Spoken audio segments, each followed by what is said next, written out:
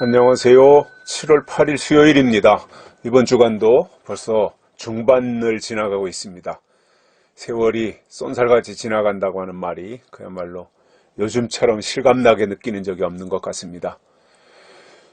날씨도 덥고 장마철에 습도가 높고 또 우한폐렴, 이 코로나 전염병은 점점 기세등등하게 온 세계를 사로잡고 있습니다. 우리나라도 마찬가지고요.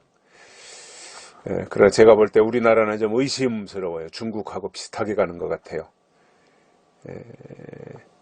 확진자가 연일 50명 내외인데 이럴 수가 없거든요.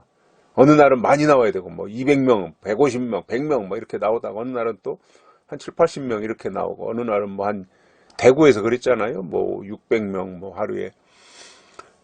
근데 지금은 이게 우리나라가 웬만하면은 조사를 안 하는 거죠. 그래서 확진자가 안 나오는 거라고 저는 생각을 합니다. 합리적인 의심인 거죠. 왜냐면 이 전염병 질병이라는 게 이런 식으로 매일같이 뭐 40몇 명, 50몇 명 이렇게 될 수가 없는 거거든요. 어느 날은 확 늘어났다가 어느 날은 또 줄어들었다가 그 다른 세계적인 현상 아닙니까 그게? 근데 우리나라만 이렇게 한다는 건 이거는 말이 안 되는 거예요. 제가 볼 땐 조작하고 있다라고 하는 의심을 많이 하게 됩니다. 진짜 적어서 적다면 그건 참 환영할 일이고 기뻐할 일이죠. 근데 많이 있는데도 조사를 웬만해서는 안 해가지고 이 진단을 안 해가지고 확진자 수를 얼마 발생하지 않게 하는 것이라면 이거는 굉장히 잘못하는 것이고 국민들을 속이고 기만하는 것이라고 생각할 수밖에 없는 거죠. 아무튼 이런 때일수록 더 긴장하고 방심하지 말고 건강 관리 잘 하셔야 됩니다. 오늘 말씀은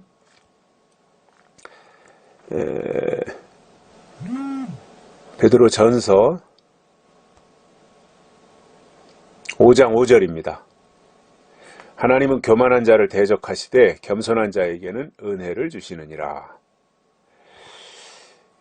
교만한 자, 겸손한 자, 대적하는 자, 은혜를 주시는 자, 뭐 이렇게 이제 대칭이 되네요. 비교가 되고요.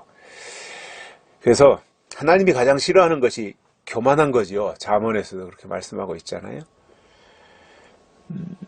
또 교만이라고 하는 것은 패망의 선봉이라고 그랬죠. 사람이 교만해서 망하는 거거든요. 그래서 끝까지 겸손하기가 쉽지는 않은 것 같아요. 사람이 어느 정도 이제 처음에는 겸손하게 시작했다가도 좀 시간이 지나서 사람들이 떠받들고 추앙하면 거기에 교만이 틈타가지고 자기 외에는 없는 줄 알고 그렇게 기세등등 하다가 사실상 그 교만 때문에 또 망하는 거죠. 근데 이 사람이 이게 이제 그 교만하면은 교만한 사람은 자기가 교만하다는 것을 모른다 그럽니다. 왜냐하면 교만의 가장 친한 친구가 무지라 그래요. 무지. 알지 못하는 거죠. 자기가 교만한 사람은 교만한 줄을 절대 모릅니다. 그러니까 망하는 거예요. 교만한 사람은 망하게 돼 있습니다. 그래서 세상에서도 그렇고 신앙 안에서도 그렇고 교만은 패망의 지름길이에요. 절대로 우리는 교만하면 안 됩니다. 늘 겸손하게 낮은 자리에서 생활을 하려고 하고 신앙을 지키려고 해야지 우쭐하고 또 스스로 자기가 잘난 줄 알고 이렇게 하다가는 거기에 이제 재발등을 찍는 거지요. 그런 측면에서 볼 때 어찌 보면 이건 하나의 어떤 이제 단면이겠습니다만은 사람이 이게 너무 잘 나가지 않는 것도 은혜인 것 같아요. 사람이 잘 나가면요 자기밖에 없는 줄 알고 거만해지거든요. 그런데 이게 늘 그냥 사람들이 별로 눈여겨보지도 않고 그냥 대수롭지 않은 그러한 상황에서 그렇게 뭐 살아간다든가 그렇게 일을 한다든가 할 때는 사람들이 별로 이렇게 눈여겨보지 않거든요. 그러니까 교만해질 수가 없는 거죠. 어떤 면에서 보면 그게 은혜일 수도 있다라고 생각이 들어요. 성경에서도 다 뭐 그렇게 나타나고 있고요. 그래서 우리가 자신을 보기는 어렵지만 성경에 비추어진 하나님의 말씀을 통해서 그 자신들을 늘 이렇게 점검하고 검토하고 그러면서 교만하지 못하도록, 고개를 쳐들지 못하도록 해놓는 것이 자기 자신을 지키는 길이 아닐까. 제가 그 전에 청년 때 오락실 앞에 가면은 그 망치로 두더지 튀어올라오는 거 대가리를 막 한 방씩 치면은 쏙 들어가고 또 떡 볼록 튀어나오고 어디서 튀어나올지 모르지만 튀어나오자마자 망치로 대갈통을 치면 또 들어가고 뭐 이런 그 이제 오락실 앞에 그 두더지 잡는 게 있었어요. 어느 순간에 어디에서 우리의 교만이라고 하는 두더지가 튀어나올지 몰라요. 그럴 때 성령의 방망이를 가지고 머리통을 한 방씩 때려서 더 기어나오지 못하도록 하는 이것이, 그래서 머리를 치켜들지 못하게 하는 이것이 오히려 하나님의 사람들에게 주시는 하나님의 놀라운 은혜일 수 있다. 모세 같은 사람도 보면은 애굽에서 바로의 왕궁에서 40년 동안 왕자로 있을 때 기세등등했겠죠. 그러다가 자기 민족이 그 구박당하고 핍박당하는 것을 보고는 한 방 쳤는데 애굽의 군대가 죽어버렸어요. 그러니까 놀래가지고 산으로 도망가잖아요. 그리고는 이제 별 볼 일 없이 왕자의 신세가 이제 졸지에 미디안 광야로 가서 거기에서 양을 치고 그러면서 이제 자기의 존재감이 별 볼 일 없어진 거죠.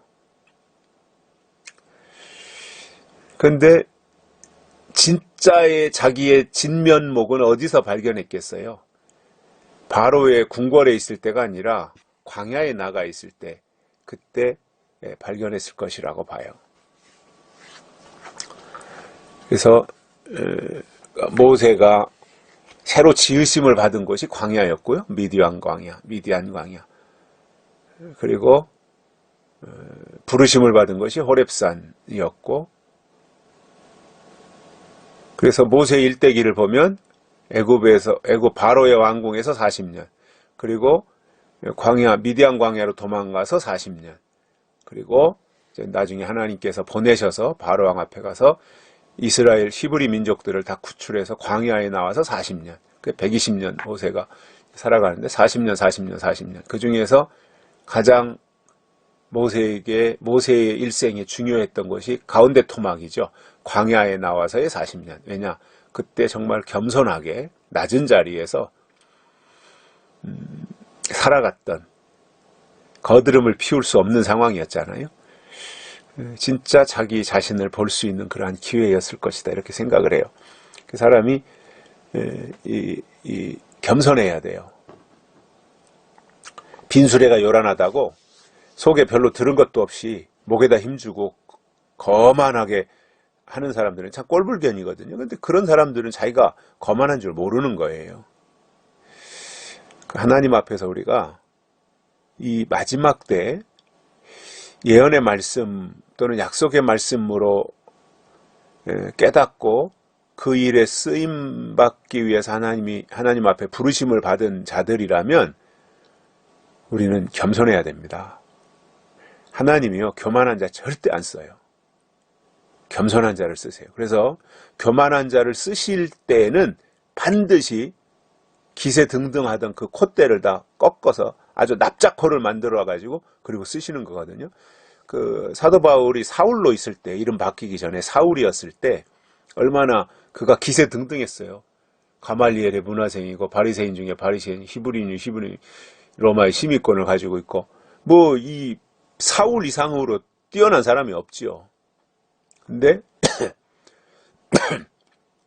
그러한 사울을 하나님이 쓰실 때는 완전히 콧대를 아주 꺾어버리고 아주 목을 비틀어 가지고 그리고 하나님의 일꾼으로 쓰신 거예요. 그러니까 그 사울로 있을 때와 바울이 된 이후로의 그 삶을 보면 사울로 있을 때는 굉장히 어떤 야망이 있고 뭐 이런 그 세속적 개념에서 뭔가 자기를 드러내려고 하는 이런 것이었다면 바울로 변화되어서 하나님께 사로잡힌 이후는 그는 낮은 자이고 작은 자이고 뭐 죄인 중에 괴수이고 이렇게 그 스스로를 굉장히 낮추는 모습을 볼 수 있어요.